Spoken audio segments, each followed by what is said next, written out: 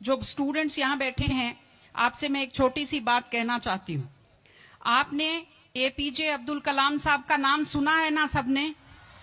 हाँ, कलाम साहब ने एक बात कही थी कि in the very old times the world was driven by the muscle power, after that it was driven by money power, and now it is being driven by the power of knowledge. यानी पहले शरीर की ताकत से दुनिया चलती थी, उसके बाद कुछ दिन पैसे से दुनिया चली, और अब दुनिया कैसे चलती है? ज्ञान की ताकत से चलती है। आज अमेरिका और रूस, फ्रांस क्यों हमसे आगे हैं?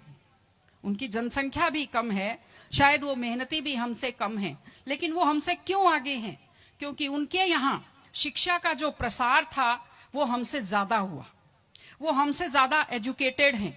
हम लोग प्राचीन काल में हमारे यहाँ बहुत अच्छी यूनिवर्सिटीज थी, नालंदा यूनिवर्सिटी थी, तक्षशिला यूनिवर्सिटी थी, लेकिन जब मध्यकाल आया तो हमने अंधविश्वासों पर ज्यादा ध्यान दिया, और जो नॉलेज था साइंस का उस पर हमने कम ध्यान दिया, इसलिए हम विश्व में पिछड़ गए।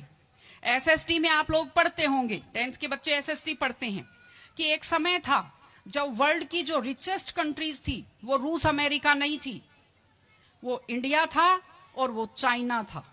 चीन और भारत विश्व के सबसे धनी देश थे, लेकिन हमने एजुकेशन पर ध्यान देना छोड़ा। उसका नतीजा ये निकला कि हम लोग गरीब हो गए, हम लोग पिछड़ गए, हम लोग कमजोर हो गए।